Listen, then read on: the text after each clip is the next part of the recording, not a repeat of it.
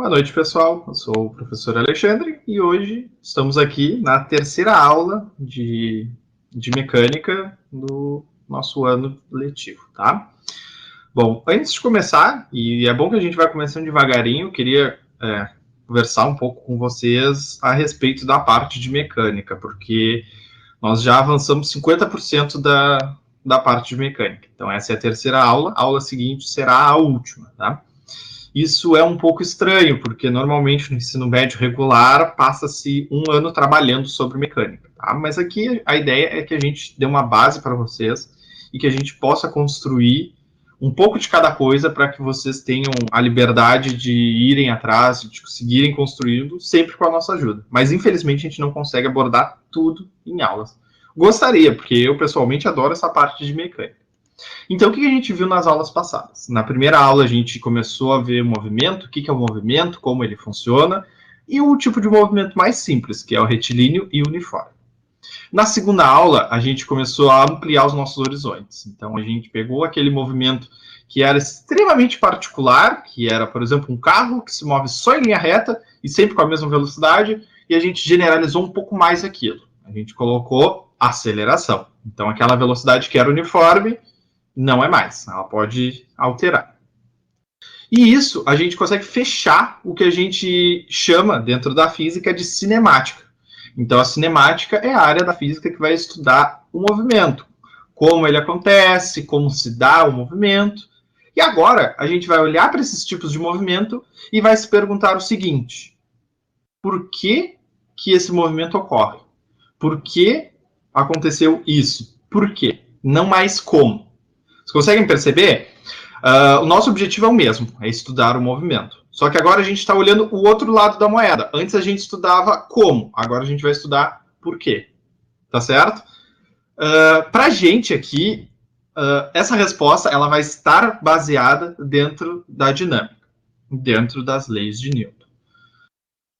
Convido a todos que quiserem fazer o curso de física, é um curso muito legal, física é muito legal, que a gente aprende outras maneiras de representar isso, mas aqui a gente para nas leis de Newton, porque elas são muito boas, elas descrevem muito bem, e elas não têm uma rigorosidade matemática tão elevada assim, de modo que a gente não possa usar. Então elas são uma cereja do bolo dentro dessa explicação do movimento, tá?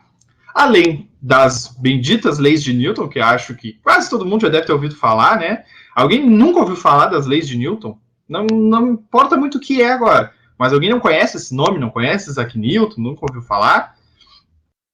É meio difícil, tá? É um nome bem batido, assim, que a gente passa pelo ensino médio e acaba, pelo menos, ouvindo sobre.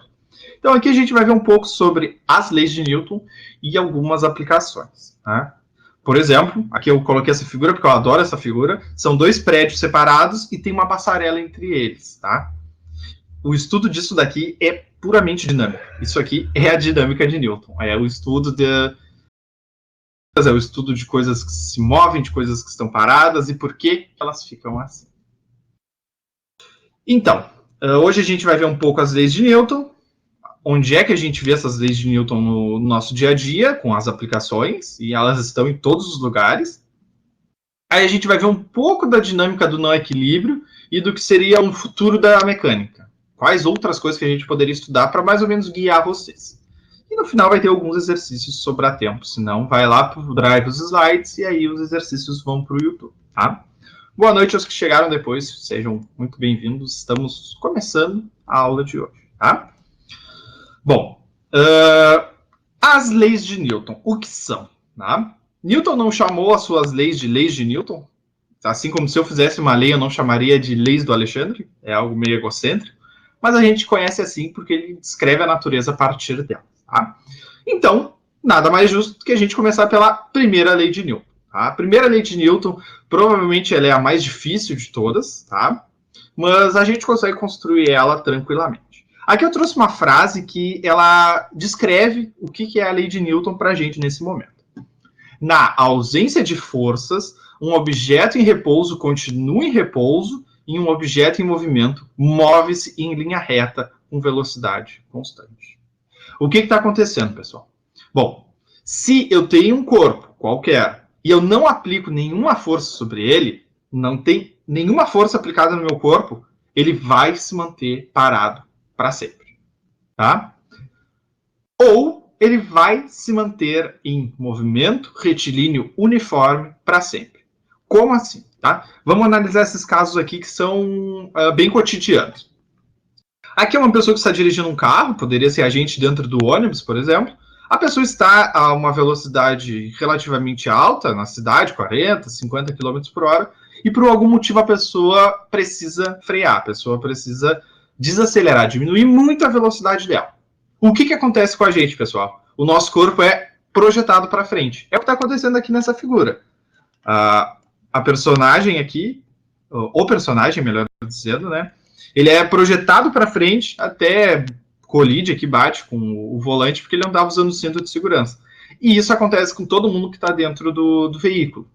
Se a gente está dentro do ônibus, aquele ônibus lotado, aquele Interbairros lotadão, 6 horas da tarde, se o motorista está acelerando e por algum motivo ele precisa frear bruscamente, todos nós somos jogados para frente. Então a gente continua com esse movimento. É essa a ideia da primeira lei de Newton, tá? Aqui outro exemplo. Tem uma pessoa que está fazendo uma mudança no seu veículo doméstico, no seu carro, e esse carro está se movendo. Bom, esse carro se move? Sim. E o objeto que está em cima dele, esse micro-ondas, ele se move também? Sim. Ele está em cima do carro, os dois estão se movendo. O que acontece, por exemplo, se esse carro para bruscamente, se esse carro freia? O objeto que está em cima, ele vai ser impulsionado para frente. Tá? Nesse caso aqui, o motorista não teve o cuidado de amarrar, de prender devidamente o objeto. Então, esse objeto ele é jogado para frente. Ele segue se movendo. E é essa a ideia que a gente tem que ter, pessoal. Que, na ausência de forças, esse meu movimento retilíneo uniforme, ou então o repouso, vai ser mantido indefinidamente. Antes de eu abrir para vocês, tem mais algumas construções. Em cima ainda da primeira lei de Newton. Imagine que a gente tem uma mesa qualquer, tá? A mesa da casa de vocês, e sobre a mesa tem um bloco qualquer, tá? Um bloco porque é mais fácil de desenhar. Tem um bloco qualquer. Esse bloco, se eu não empurrar ele para nenhum lado, se ele está ali paradinho, ele vai se manter parado para sempre, tá? Por quê? Porque não tem nenhuma força resultante sobre o bloco que vá afirmar que ele vai se mover ou não. Então ele vai permanecer aí paradinho, segundo a primeira lei de Newton. Esse caso aqui é interessante também da gente analisar, que é uma astronauta e ela está voando no espaço, ela está lá à deriva, e como não tem nenhuma força sobre ela, aqui na Terra nós temos a gravidade que está segurando tudo, mantendo tudo no seu devido lugar. Lá no espaço, não. Lá no espaço, essa força gravitacional, ela é muito, muito baixa. A gente pode até desconsiderar ela, porque ela não vai ter uma influência tão grande no movimento dessa pessoa. E o que vai acontecer, pessoal? Essa pessoa, como não vai ter força resultante e ela começa a se mover, por exemplo, se ela se impulsiona da estação espacial e ela começa a se mover com velocidade constante, ela vai se mover eternamente. Essa pessoa aqui, sem nenhuma segurança, sem estar amarrada em nada, ela vai andar em linha reta para sempre. Tá? Para sempre, sempre mesmo. Ou até ela colidir com alguma coisa. Mas como o espaço vazio é muito mais espaço do que coisas, ela vai se mover para sempre, tá? Provavelmente. Dá para pegar essa ideia, pessoal, que se não tem forças no meu objeto, se não tem forças no que eu estou estudando, ou ele vai permanecer em repouso para sempre, ou ele vai permanecer em movimento retilíneo uniforme para sempre. Dá para pegar essa ideia?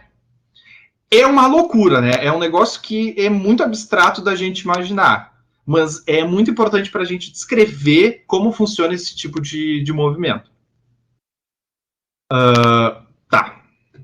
Pessoal, se vocês tiverem qualquer problema, vocês têm que parar, chamar, porque as leis de Newton, elas não são difíceis, tá? Tanto que a primeira lei não tem um número aqui, mas ela é conceitualmente chatinha. A gente tem que ter um pouco de cuidado para trabalhar com ela, tá?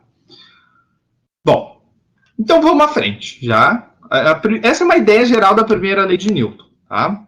Na ausência de forças, um objeto em repouso continua em repouso, que é o caso aqui do meu bloco, e o objeto em movimento move-se em linha reta, que é essa pessoa aqui, que não tem nenhuma força sobre ela, então ela vai seguir se movendo em linha reta com velocidade constante, tá?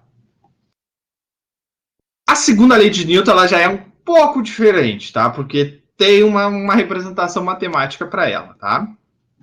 Qual é a ideia da segunda lei de Newton, tá? Vamos pensar no mesmo bloco, tá? Vamos desenhar aqui uma superfície, que é uma mesa, pode ser a mesa da casa de vocês, e vamos desenhar um bloco sobre essa mesa. Um bloco qualquer, tá? Qual é a ideia, pessoal? A ideia é que se eu aplico uma força nesse bloco, esse meu bloco vai apresentar uma aceleração, tá? Como assim? Tá? Aqui tem uma definiçãozinha para tentar ajudar. Quando existe força resultante diferente de zero, o corpo sofrerá uma aceleração e essa relação é mediada pela massa. Antes da massa, o que quer dizer uma força resultante? Alguém tem uma ideia? Força resultante. A palavra resultante vem do latim, não sei latim, vem da palavra de resultar, da análise. Então, o que quer dizer uma força resultante? Pensem assim. Se nesse bloco que está parado aqui, de um lado tem o Alexandre, que está puxando esse bloco, está aplicando uma força, estou puxando o bloco para um lado, e do outro lado tem outra pessoa, tá? Tem o meu irmão gêmeo, que está puxando para esse outro lado. Então o bloco está parado, o Alexandre puxa para um lado e o irmão gêmeo puxa para o outro, tá? Se essas duas forças forem exatamente iguais, o bloco vai se mover? O que vocês acham? Pensem naqueles jogos aqueles brinquedos de cabo de guerra, sabe? Que a gente faz em acampamento e coisa. Não, vocês estão corretos. O bloco não vai se mover. Por quê? Porque a força resultante é zero, tá? Essa aqui é a ideia, tá? Se eu aplico no meu bloco, por exemplo, forças iguais para os dois lados, a força resultante é zero. Se a força resultante é zero, o meu bloco não tem aceleração. E isso eu concluo direto da segunda lei de Newton, tá? Essas concepções para vocês é muito mais importante do que acabar lembrando dessa fórmula e na hora da prova precisar dessa fórmula, tá? Nesse momento é mais importante vocês pegarem esses detalhes, essas nuances da segunda lei de Newton, tá? Então, se não tem força resultante, como é o caso que os dois puxam da mesma forma, o meu corpo não tem aceleração. E isso é algo que eu espero. Por quê? Porque se a força resultante é zero, meu bloco ele não vai se mover, seja com velocidade constante ou não, tá? Nesse caso, ele não vai se mover. Só que isso daqui também funciona para o caso da primeira lei de Newton, tá? Por quê? Se essa pessoa que está voando, ela não tem força resultante, esse movimento respeita a primeira lei de Newton, tá? Não precisa ser só o caso em que não há forças. O caso em que as forças se anulam também é válido, tá? Vocês conseguem perceber, e isso não é muito fácil, tá? Que o caso, para a gente, agora, em que as forças resultantes são iguais a zero, e o caso em que não tem forças é muito semelhante, a gente tem no meu corpo o mesmo resultado, se não tem força, ou se todas as forças se anulam, que era o caso de puxar com a mesma força para cada lado. Esses casos são semelhantes para a gente, certo? Isso nos dá a base para a gente fazer a construção das leis de Newton, tá? Dá para pegar essa ideia da segunda lei de Newton, essa ideia introdutória? Vocês conseguem compreender que se tem força resultante, tem aceleração? Por isso que a gente começa estudando MRU, que é a primeira lei de Newton, e MRUV, que vai resultar na segunda lei de Newton, tá? Então tá tudo muito conectado dentro da mecânica. Esse cara não termina aqui, tá? Vamos analisar um pouco mais como funciona essa segunda lei de Newton. Sem muita matemática, uma representação um pouco mais visual para nos ajudar. Vamos pensar aqui, tá? a gente tem casos diferentes. Vamos pensar primeiro que eu tenho esse bloco, que ele é pequeno, tá? Em relação aos outros, esse bloco é maior e esse também é maior. Eu tenho um bloco pequeno, tá? Se eu, Alexandre, vamos circular, eu aplico uma força nesse bloco, eu começo a empurrar. Pensem que é um móvel da casa de vocês, por exemplo, uma escrivaninha que não é muito pesada. Se eu começo a aplicar uma força nesse bloco e eu continuo aplicando, esse bloco vai ter uma aceleração, tá? Por quê? Porque se eu estou aplicando uma força e essa força ela é resultante, a segunda lei de Newton me garante que tem uma aceleração associada. Agora, se eu estava empurrando o bloco e não estava sendo suficiente. Agora, além de mim, outras duas pessoas me ajudam. O que eu sei sobre a força? Eu sei que a força vai ser maior, certo? Por quê? Porque agora não é uma pessoa empurrando, agora são duas. E é isso que representa essa seta vermelha. É o que a gente chama na física de vetor força. É a quantidade de força que está sendo aplicada. Se eu aplico mais força, o que eu espero da aceleração, pessoal? Eu espero que ela seja maior ou menor? Se eu aplico mais força? Eu espero que ela seja maior, tá? E é isso que realmente acontece. Se eu aplico mais força, eu tenho uma aceleração maior, tá? Aqui o terceiro caso é escrachado. Agora tem um monte de gente me ajudando e eu concluo que a aceleração ela vai ser muito maior, tá? E é isso que realmente acontece. Olhem, muitas pessoas me ajudando, o vetor força é bem maior, ele é quase 3 vezes maior do que o original e a aceleração é muito maior, tá? Só que a gente pode brincar um pouco mais, que é esse segundo caso aqui, tá? Esse segundo caso. O que está acontecendo nesse segundo caso, pessoal? Eu estou aplicando sempre a mesma força, só que a massa do meu objeto muda. Nesse primeiro caso, por exemplo, eu estou aplicando sobre uma mesa de jantar, tá? Eu estou empurrando uma mesa de jantar. Se a minha força é resultante, tem uma aceleração na mesa de jantar. Agora, e vocês têm que cuidar com as palavras. Agora, se eu estou aplicando a mesma força numa mesa de jantar que sobre ela tem alguns eletrodomésticos, a aceleração vai ser maior ou menor? Ou seja, a massa da mesa mudou. A massa da mesa está maior. Se eu aplico a mesma força, a aceleração vai ser maior ou menor? A aceleração vai ser menor, tá? Por que eu sei isso? Porque a massa, para a gente na física, ela vai ser essa grandeza mediadora. Ela que vai me dizer como a força vai se relacionar com a aceleração, tá? Nesse terceiro caso, de novo, é a parte mais extrema, assim. Eu tenho agora uma mesa com muitos eletrodomésticos em cima, com uma massa muito, muito maior, e eu aplico a mesma força. E aí, olhem a diferença do tamanho da aceleração. Começa grandona e ela termina bem pequenininha, tá? Porque a massa aumentou muito. E eu só com a minha força não consigo fazer uma aceleração muito grande, tá? Dá para pegar essas ideias, pessoal, da relação entre a força e a aceleração e a importância da massa ali no meio? Tá? Aqui é outra representação, tá? Para ficar um pouco mais visual ainda, caso vocês não tenham conseguido internalizar ainda, que é o carro. Deu problema no carro, tem uma pessoa empurrando, tá? Se uma pessoa empurra, a força é pequena e a aceleração é pequena. Agora, se vem outra pessoa ajudar, olhem como a força aumenta. E o que eu espero da aceleração? Que a aceleração aumente. E ela realmente aumenta. Agora, se vem mais uma pessoa ainda ajudar a empurrar, olhem como a força aumenta mais e a aceleração também aumenta. Tá? Então a gente tira essa ideia aqui. A força é proporcional à aceleração. Quanto maior a força que eu aplicar, maior vai ser a aceleração. Tá? E essa é a ideia da segunda lei de Newton. Tá? Tem alguns macetes para lembrar isso aqui. Para quem não gosta muito de física, dá para lembrar que a física é má. F igual a MA. Quando eu estava no desafio, que eu fui aluno do desafio, eu não tenho certeza, mas eu acho que era a professora Jéssica e ela me explicou que a física ela era uma representação do amor de Isaac Newton. Então ele dizia que a física é o meu amor, tá?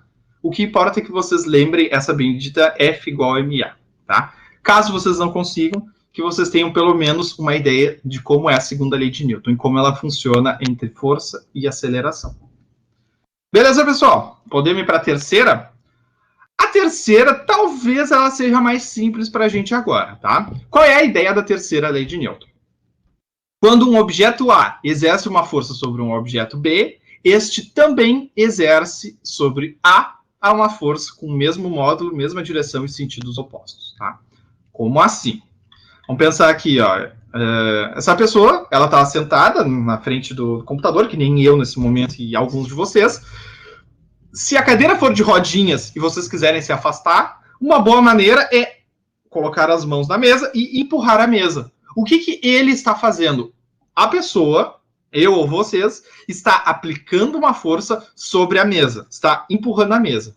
E o que a terceira lei de Newton me garante? A terceira lei de Newton me garante que, da mesma forma com que eu estou empurrando a mesa me empurra.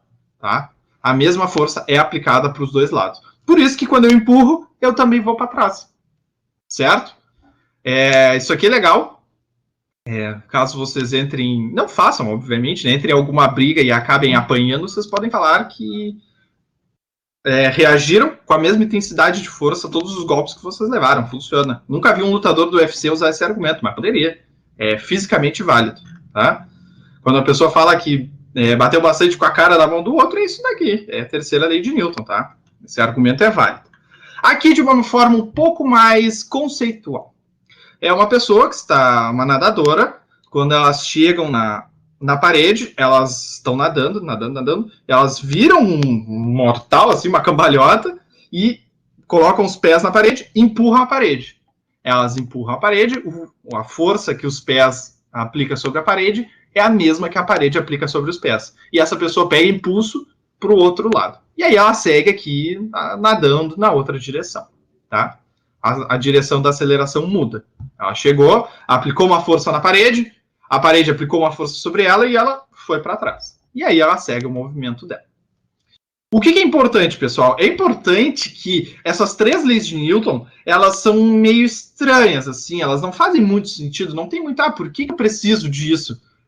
Onde é que vai mudar a minha vida? Isso a gente ouve bastante, onde é que eu vou usar isso na minha vida? Então, a gente usa essas três leis de Newton para conseguir caracterizar e explicar muita coisa à nossa volta. Historicamente, por exemplo, elas e a lei da gravitação são as responsáveis por uma revolução dentro da mecânica ali naquela parte da era medieval. Que se acreditava que a Terra era o centro do universo, e aí tu precisa de uma construção, tu precisa de leis, tu precisa de ciência para combater crença. E aí as ciências usadas na época foram as leis de Newton. E a gente consegue ver que elas são válidas, a gente consegue testar elas muito, muito facilmente, e esse é o brilhantismo, porque elas são completas, elas não deixam a desejar, e a gente consegue verificar, tem uma reprodutibilidade muito grande. E isso é um dos pilares da ciência.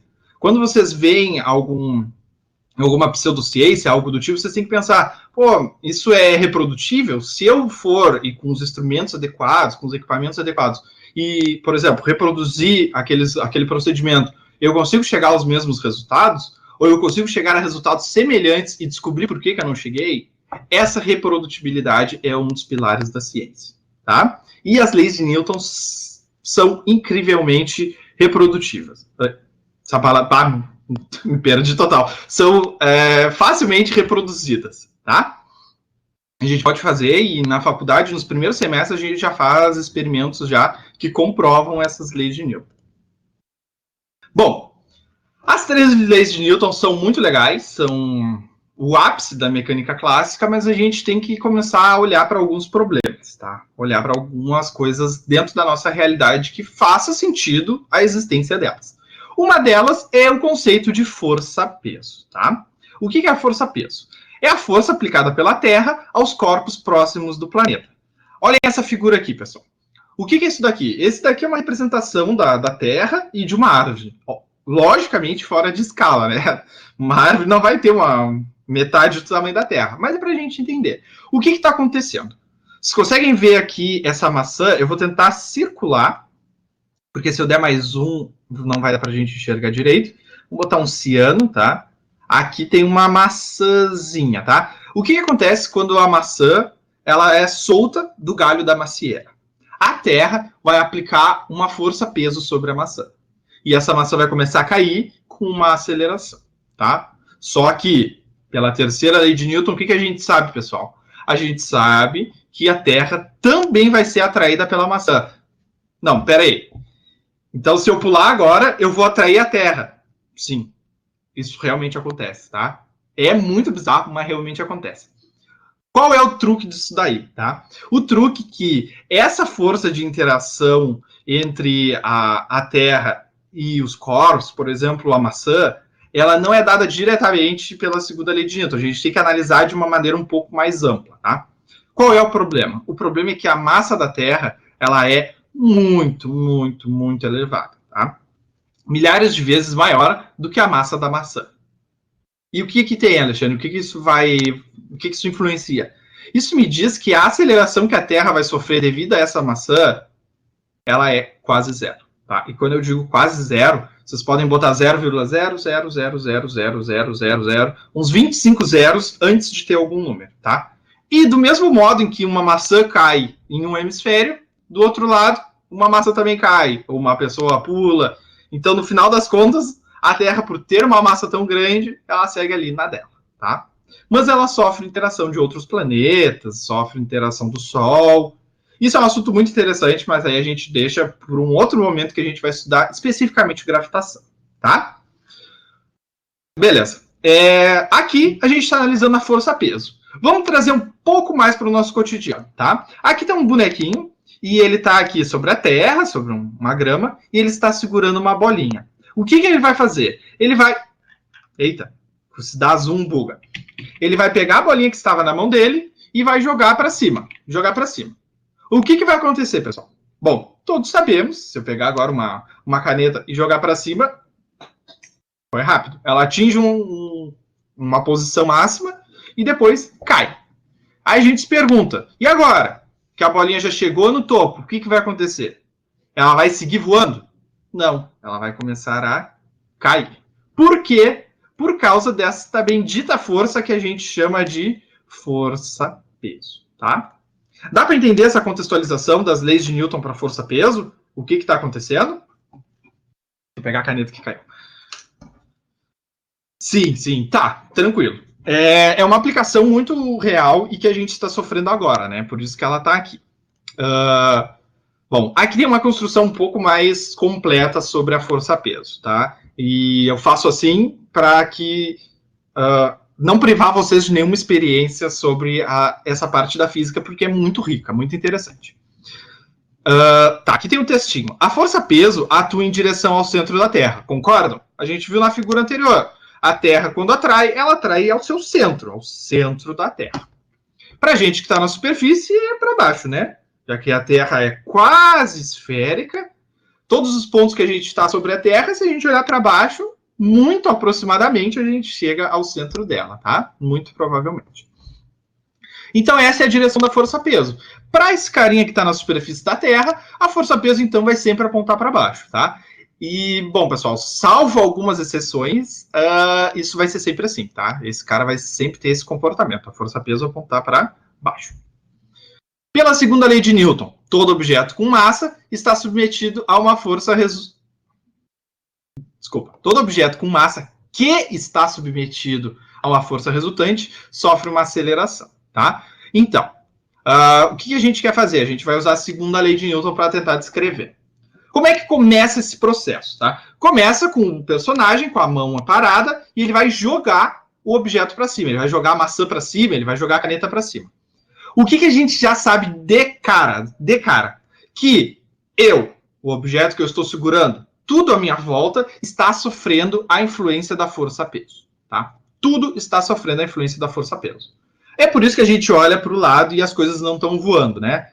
Bendito seja Newton, que inventou as leis de Newton, e a gente não pode mais voar depois que ele inventou, né? Mas a gente não consegue, porque tudo à nossa volta está sofrendo essa força. Vamos analisar o momento que eu jogo para cima, tá? Não é quando está na minha mão, é quando eu solto, tá? Naquele instante de tempo. Por quê? Porque nesse instante de tempo eu sei que a maçã está sofrendo essa força-peso, tá? Tudo está sofrendo sempre a força-peso. Só que nesse caso tem uma força muito grande, que é a minha força jogando para cima. Vocês concordam que quanto maior a força que eu jogue para cima, mais alto vai chegar o objeto, né? Tem uns vídeos de criança tentando jogar basquete, é muito difícil para eles arremessar uma bola de basquete com uma massa considerável na cesta muito alta, porque eles não conseguem ter essa força. Então, quanto maior essa força, mais o objeto sobe, tá? Essa ideia aqui, beleza? Se não tiver, pessoal, chamem, tá? Gritem. Tem, então, uma força para cima, que eu imprimi no meu objeto, eu apliquei essa força, e tem a força-peso atuando. Quando esse objeto chega lá em cima, o que eu sei de cara? Que a minha força acabou. Tá? Como assim, Alexandre? Eu sei que a única força que está sendo submetida no meu corpo é a força-peso, tá? Ele vai subir até... A minha força está atuando, está empurrando. Em algum momento a minha força cessa. Ele segue no movimento, sendo desacelerado, atinge o máximo e começa a cair. Então, lá no topo eu sei que só a força-peso está atuando sobre ele. E depois essa força que dá conta de puxar ele de volta para a Terra. Vem, volta que teu lugar é aqui. É aquela ideia, né? Para cima nada ajuda, para baixo qualquer empurrão a gravidade faz o resto. Então a gente consegue analisar como seria, por exemplo, o movimento desse objeto, tá? Aqui, no primeiro caso, tá? Se eu aplico uma força para cima e tenho a força-peso para baixo, eu sei que a aceleração resultante, ela é em direção para cima, tá? Ela aponta para cima, tá? Em algum momento, a minha força-peso, que eu apliquei no meu objeto, ela vai ser igual a minha força gravitacional, e esse somatório de forças vai ser zero, tá? Esse meu bloco vai começar a desacelerar, vai atingir muito calmamente um topo e vai começar a cair rapidamente. Por quê? Porque a força resultante é a força-peso, tá? Dá para pegar essas ideias conceituais? Percebam que não teve nenhuma matemática até agora, a gente não resolveu nenhuma conta. Só que isso daqui não é fácil, tá? Se vocês estão conseguindo acompanhar, se tá fluindo para vocês, se sintam muito bem, porque esses conceitos são o cão, tá? Isso aqui é o bicho. E não tem conta nenhuma, tá? Às vezes a gente fica com muito medo de começar a estudar física, de começar esse trabalho por causa da matemática, mas tem muita coisa que dá pra gente dar uma rebolada e desviar da matemática, tá? O que a gente sabe, tá? Por exemplo, que essa força-peso atuando, segundo lá a minha lei de Newton, a força resultante é igual a massa vezes a aceleração, tá? Pera aí, Alexandre, essa equação tá diferente, tá? O que está de diferente aqui, pessoal? Lá a gente tinha F de força, aqui a gente tem P. O peso também é uma força. Então, eu representar P aqui não tem problema nenhum, porque é a força-peso, especialmente a força-peso. A massa é a mesma, e lá a gente tinha A de aceleração. Só que a aceleração, quando a gente trata a queda livre, objetos que estão subindo ou descendo, essa aceleração proveniente da Terra, a gente chama de aceleração gravitacional, tá? Esse cara aqui, ele acaba mudando, porque se vocês pegarem, por exemplo, o Fosso das Marianas, que é um lugar muito, muito profundo na Terra, alguns devem conhecer, embaixo d'água, né? A aceleração gravitacional lá é uma. Só que se tu subir num monte, por exemplo, no Monte Everest, a aceleração gravitacional lá vai ser outra, tá? Então a gente usa valores médios, tá? Um valor médio comum da gente ver na escola, por exemplo, é 9,8, tá? O Enem vai cobrar de vocês 10, tá? E ele vai informar o valor que vocês têm que usar, e vocês vão usar sempre o valor de 10, tá? Sempre não, tá? Mas muito provavelmente. Eu não conheço casos em que não cobrou, tá? Mas é normalmente 10. Aí vem um detalhezinho para vocês, tá? Bom, a gente estuda por que isso acontece, por que o objeto sobe, por que ele atinge um lugar, um ponto, por que ele começa a cair. Mas e se eu quiser estudar, por exemplo, como funciona o movimento? Tá? Aqui, se eu quiser estudar o movimento do corpo que está sendo puxado, como fazer?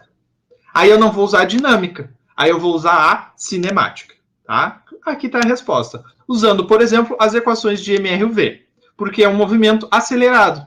E aí, pá, a gente linka tudo que a gente viu até agora. Por quê? Porque aquele movimento retilíneo uniformemente acelerado, o MRV, é um movimento de queda livre também. O movimento de queda livre é descrito por essa equação. Não só o ônibus que está sendo acelerado, o ônibus que está freando, não só esses casos. O caso da queda livre também. Tá? Percebam que tudo está conectado, tudo faz parte de uma grande conspiração, né, física para descrever o universo. Tá? Tudo tem essa relação. Então, se vocês quiserem, depois, num outro momento, tentar trabalhar alguns exercícios de queda livre, alguma coisa mais matemática para vocês exercitarem, vocês podem se lembrar que é um movimento acelerado. Dá para usar a equação do MRV, equação de Torricelli, ou qualquer outra equação que considere essa aceleração, tá? Aqui tem, o G é uma aceleração qualquer, o G é essa aceleração proveniente da gravidade, tá? Mas é uma aceleração constante. Aqui tem uma discussãozinha muito legal, tá? Muito, muito legal. Mas não adianta eu perguntar para vocês, porque tá aqui a resposta, tá? Mas é algo que, para mim, quando eu fiz o ensino médio, não era muito evidente, tá? E eu quero que vocês peguem bem essa ideia. Peso e massa são a mesma coisa? Hoje, até esse momento, eu falei massa. Massa do bloco, massa da maçã, massa da terra, massa, massa, massa. Se eu tivesse falado peso no lugar, estaria certo? Bom, massa e peso são coisas diferentes, tá? Mas lá em casa, quando a gente quer fazer uma receita, a gente não fala que vai quantificar a massa da farinha, a gente fala que vai pesar. Quando eu vou na feira, eu peso as coisas, tá? Então, calma, vamos com calma agora. Não quero que ninguém fique bravo comigo também, não estou dizendo que ninguém está falando errado.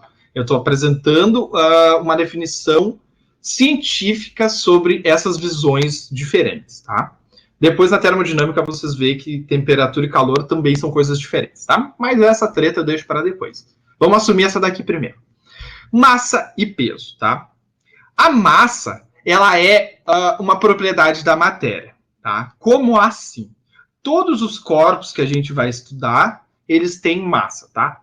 No universo, pouquíssimas coisas não têm massa, tá? Mas são muito específicas e que vocês não precisam nem se preocupar, tá? Em geral, a massa ela vai estar presente em todos os corpos e ela é uma propriedade da matéria. Como assim? Propriedade da matéria é algo que forma a matéria, tá? É algo que está intrínseco dentro da matéria. Eu tenho massa, vocês também. O computador que eu estou usando tem massa, mouse, bom, enfim, as coisas têm massa. E o peso, o que é o bendito peso? O peso, ele é fruto da interação da minha massa com uma massa muito maior, tá? A partir da força gravitacional.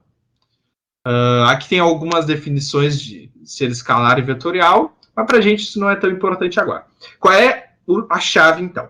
Massa é uma propriedade, pessoal. Eu tenho massa, vocês têm massa, todos nós temos massa. O peso não, o peso ele é diferente, ele é fruto dessa interação. O que significa? Significa que eu, aqui na Terra, tenho 90 quilogramas. Essa é a minha massa, tá? Ainda na Terra, se eu for calcular o meu peso, eu preciso o quê? Multiplicar a minha massa pela aceleração gravitacional.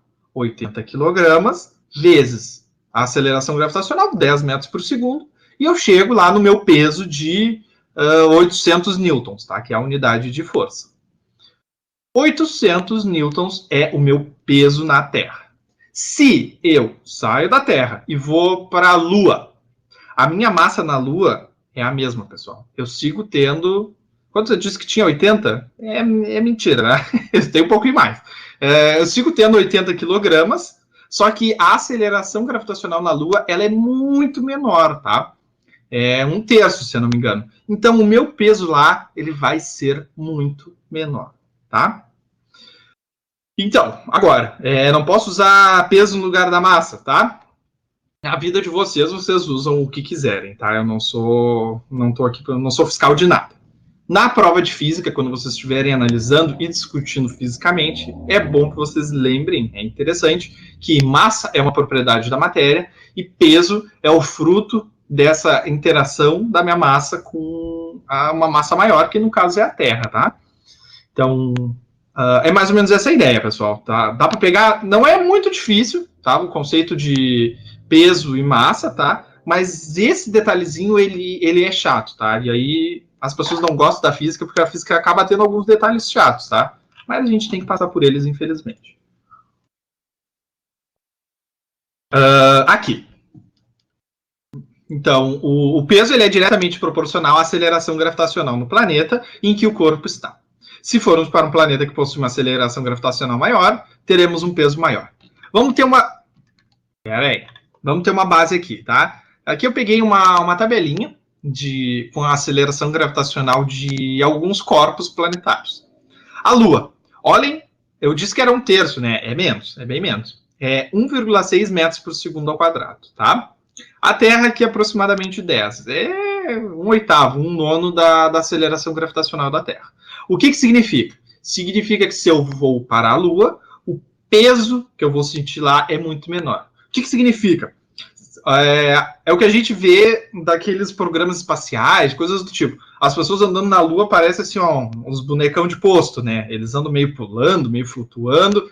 Por quê? Porque o peso que eles estão sofrendo, o peso que eles estão sentindo é muito pequeno, tá?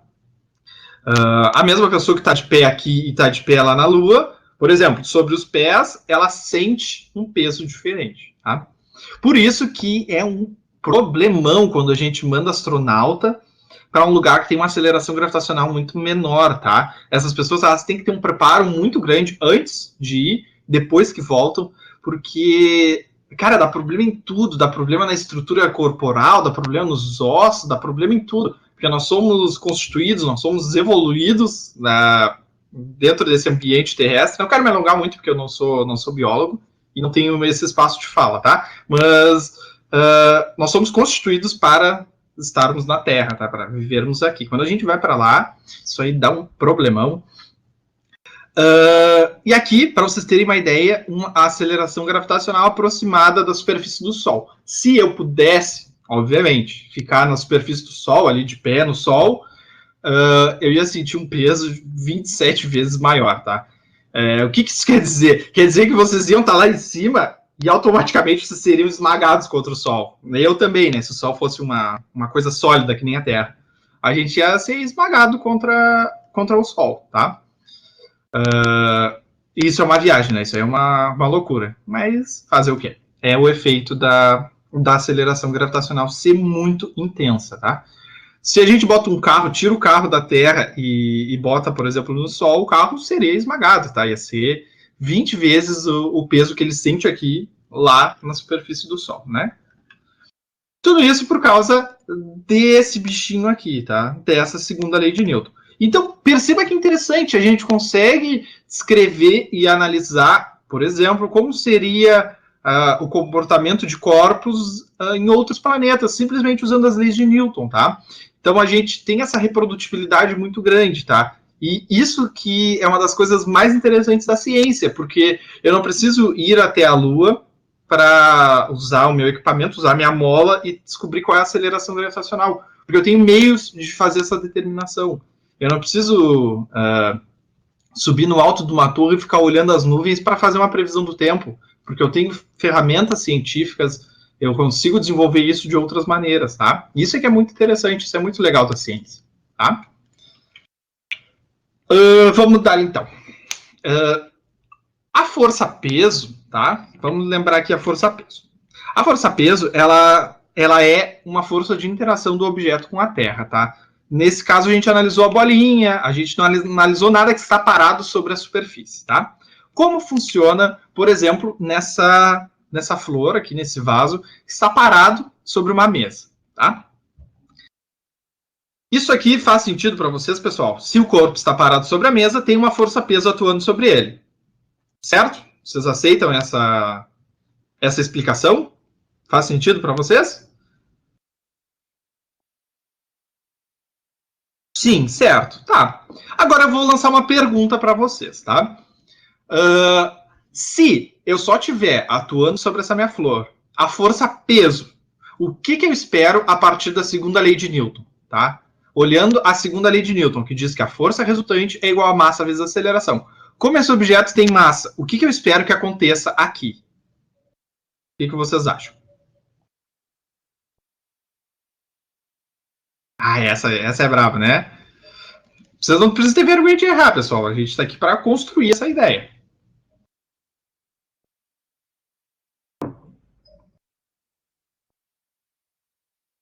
Miguel votou em aceleração. Vamos ver. Esperar a Paula terminar de digitar.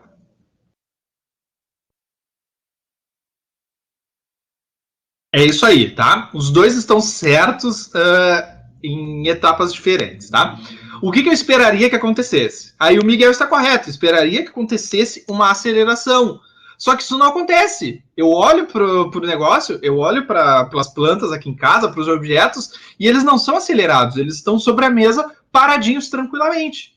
E aí vem a sugestão da Paola da gente encarar esse problema, que é uma força que vai ser contrária a essa força-peso, tá?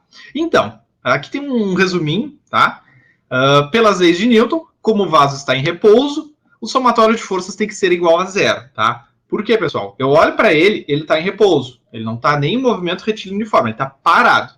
Então, é um forte indício de que o somatório de forças sobre ele é igual a zero, tá? Porque eu analiso, eu fico olhando, mas não se move, não se move, não se move, está parado. Então, o somatório de forças é igual a zero. Quem me garante isso? Tá? O que me garante isso é essa bendita força normal. Tá? A força resultante, de fato, é zero. O que causa isso é a força normal oposta à força peso. Tá?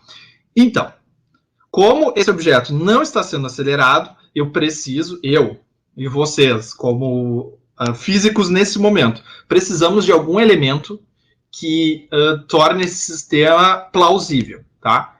E a pessoa e o ente que faz isso é a força normal, tá? Então é isso aqui que acontece, pessoal.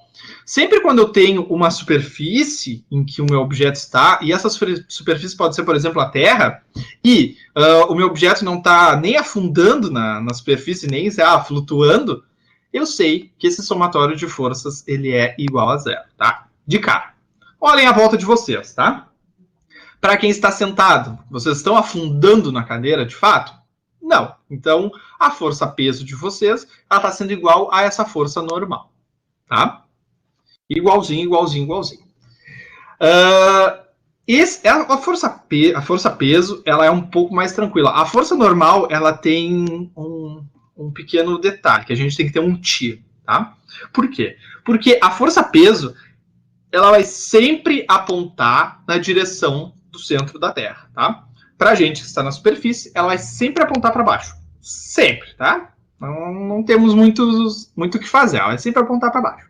Só que a força normal, não, tá? A força normal, ela é sempre perpendicular ao plano formado, tá? O que significa isso? Significa que, vamos tentar usar bastante cor para ser didático. Significa que o meu plano, nesse caso, está aqui, de rosa, mas eu vou aumentar a espessura. O meu plano está aqui, tá? Tranquilamente. E a minha força-peso, ela vai sempre apontar para o centro da Terra, tá? Mas a normal não. Ela vai apontar sempre cortando esse plano, tá? Se o plano tá... Meu Deus, se o plano tá assim, ela vai estar sempre cortando o plano. Se o plano tá um pouco inclinado, ela tá sempre cortando o plano, tá? Se a gente tiver, por exemplo, vamos trocar de cor, uma superfície assim, tá? Uma mesa inclinada, a minha força normal vai apontar sempre perpendicularmente à superfície, tá? Vai ser sempre assim. E a força-peso, Alexandre? A força-peso não. A força-peso ela é fiel ao centro da Terra. Ela vai seguir apontando para baixo, tá? Dá para entender, pessoal? Dá para pegar essa ideia? Isso daqui surge resulta, né, em um dos problemas mais difíceis da mecânica clássica, que é o problema do plano inclinado, tá? Mas aí a gente não vai tratar agora. Mas dá para pegar essa ideia que a força normal ela é sempre oposta, ela está sempre contrária à força-peso, e é ela que vai manter todo o meu sistema bonitinho e as minhas leis de Newton funcionando. Beleza, tá? Da força normal surge também uma aplicação, e essa aplicação ela é um pouco mais pesada, vamos dizer assim, porque ela não é conceitualmente fácil, tá? Que é a força de atrito, tá? O que é o bendito atrito? O atrito é o começo de todos os nossos males, tá? Não só isso, né? Tem coisas boas que vêm do atrito. Mas é o atrito, por exemplo, que faz a gente gastar muita gasolina, faz a gente gastar muita energia desnecessariamente, que dá várias complicações pra gente no nosso dia a dia, tá? Mas o que é esse cara? A força de atrito, e aqui tem uma definiçãozinha legal, é a força de contato entre duas superfícies quando há tendência de movimento, tá? Por que eu digo tendência de movimento? O que eu quero dizer com isso? Pensem em vocês que estão fazendo uma mudança e vocês estão sozinhos em casa nesse momento. Vocês precisam mover a geladeira de vocês, tá? Possivelmente, alguns, talvez a maioria, não consiga mover a geladeira sozinho, empurrando por um longo período, tá? Por exemplo, da cozinha até a porta de entrada. Por quê? Tá? E o que acontece quando a gente aplica uma força e a geladeira não move, tá? O que está acontecendo ali? Bom, tem uma tendência de movimento, porque eu empurro e eu espero que aquele objeto se mova daquela maneira ao longo de onde eu estou empurrando, só que o movimento não acontece, tá? Quem é o responsável por isso? É a força de atrito, tá? É a proposta que eu trago aqui, tá? Para depois, quando vocês forem fazer a releitura, vocês se lembrem disso. Imagine que você deve mover algo muito pesado, uma geladeira. Você já percebeu que é muito mais difícil colocar o objeto em movimento do que o manter em movimento? E aí esse é o segundo ponto crucial do atrito, tá? Porque começar a mover a geladeira é muito mais difícil do que manter ela em movimento, tá? Isso aí é uma loucura, mas realmente acontece, tá? É verdade. Para explicar tudo isso, tá? As leis de Newton conseguem explicar, a gente consegue explicar a partir dessa abordagem. Só que a gente precisa, então, pensar nessa força de contato entre superfícies de duas maneiras diferentes, que é o que a gente chama de atrito estático e atrito cinético, tá? Eu gosto de fazer nas minhas aulas uma análise linguística do problema, tá? O que significa estático? Estático é algo que está parado lá do... Para quem é um pouco mais velho do show da Xuxa, quando ela falava estátua, é estático, é algo que não se move. Agora, o cinético, que não é uma palavra tão usual, ele está relacionado ao movimento, ele está relacionado a se mover, tá? Então vamos começar pelo atrito estático, tá? O que é o bendito atrito estático? É a força de atrito que está presente durante todo o momento até que o corpo se mova. Por exemplo, olhem essa pessoa aqui. Ela está tentando empurrar esse guarda-roupa. Ela está lá aplicando força, força, força, força, força, e o cara não se move, não se move. Até o momento em que ele começa a se mover, estamos falando de atrito estático, tá? Atrito estático. Quando ele começa a se mover, aí a gente tem o atrito cinético, tá? Mais importante do que as representações matemáticas, tá? O que é o atrito de fato? Tá? Isso aqui é uma foto. Isso daqui tem 2 micrômetros e aqui tem 10 micrômetros, é vezes 10 na menos 9. É muito pequeno, tá? É algo muito pequenininho. E aqui a gente está vendo a superfície de alguma coisa, tá? A superfície de quase tudo que vocês estão vendo agora, ela é desse jeito. Ela é toda rugosa, ela tem... é toda errada, tá? Tá, Alexandre, mas eu tô olhando aqui, sei lá, o mouse, e ele é muito liso, olha, ele chega a brilhar de tão liso. Mas se a gente colocar num objeto, numa ferramenta auxiliar muito potente para dar um zoom muito expressivo, a gente vê que isso aqui existe, essas ruguras, tá? E o que de fato é o atrito, tá? O atrito é essas ranhuras de um objeto em contato com as outras. Por exemplo, aqui a gente tem uma mesa, tá? Uma coisa plana, e a gente tem sobre ela um bloco. Olhem o que acontece quando a gente dá um zoom. Aqui estão as ranhuras da mesa, e em cima estão as ranhuras do bloco. Quando essas ranhuras todas entram em contato, é difícil de fazer um movimento, porque esses buracos, essas lacunas, essas valhas, tudo isso complica a gente para fazer um movimento. Então, é daqui que surge o atrito, tá? É dessas imperfeições dos nossos materiais. Tá. E daí, tá? E daí? E daí que, quando a gente precisa colocar em movimento, esses caras, eles estão muito conectados, tá? Esses buracos estão um dentro do outro, assim, eles estão muito juntos. Para começar a fazer o movimento, a gente tem que romper essas posições, assim. Eles estão muito juntos, assim. As camadas eletrônicas estão até em contato. Então, a gente precisa aplicar uma força grande para que ele comece a se mover. E depois que ele começa a se mover, aí Brasil, aí vamos para cima, tá? É o que está dizendo nesse gráfico aqui, tá? Não é muito importante para a gente, mas eu gosto dele porque a gente faz análises gráficas e eu tento sempre trazer isso para aula. O que está acontecendo? Eu estou aplicando uma força, a minha força está aumentando e a força de atrito também está aumentando. Como é que eu sei isso? Olhem o eixo X, pessoal. É força, em Newton, a minha força. O eixo Y é o FAT, que é força de atrito, tá? Poderia representar com outras letras, mas é a força de atrito. Então, quando eu aumento a força de atrito também aumenta. Por quê? Porque o somatório de forças é zero. E aí essa força que eu vou aplicando vai aumentando, aumentando, aumentando, o atrito vai aumentando, até o momento que não tem mais, que o atrito não consegue mais segurar. E aí é o que a gente chama de iminência do movimento. E aí o meu objeto começa a entrar em movimento, e aquele atrito que cresceu, cresceu, cresceu, ele atinge um estado normalizado, ele atinge um valor que a gente chama de atrito cinético, tá? Por isso que o atrito cinético ele é menor do que o atrito estático máximo, tá? Bom, dá para pegar essas ideias? O que vocês acham?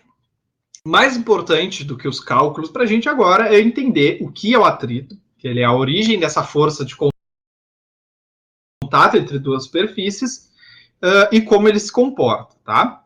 Eu preciso aplicar uma força na geladeira, aplicar. Em algum momento ela vai começar a se mover e depois que ela começar a se mover é mais fácil de empurrar ela. É isso daqui, tá? É o atrito estático e o atrito cinético. Dá para pegar essas ideias, pessoal? O que vocês acham?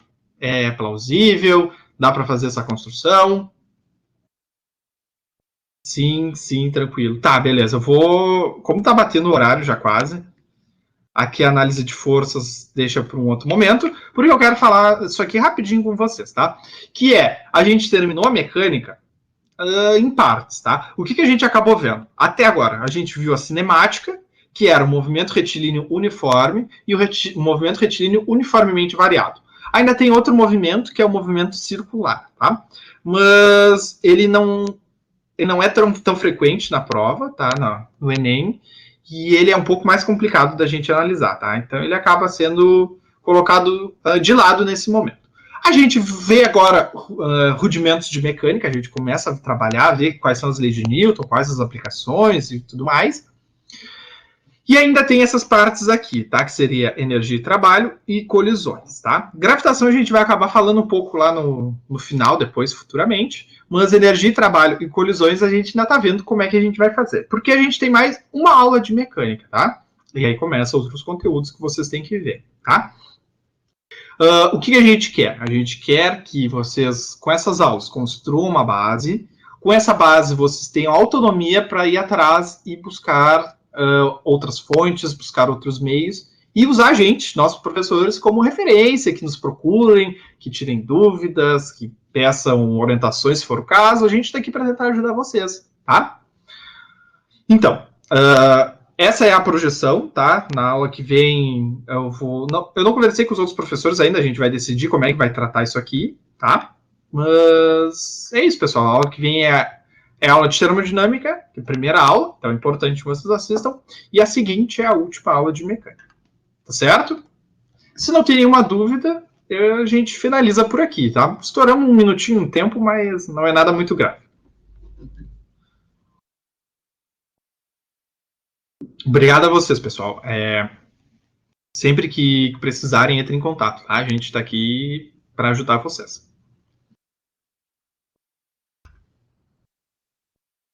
Até mais, pessoal. Um abraço.